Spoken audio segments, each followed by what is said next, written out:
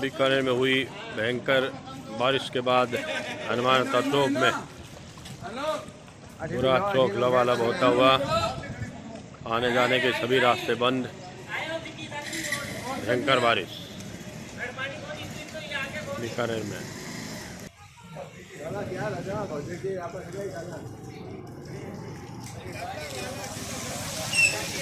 घूम के जाती हुई गाड़ियाँ।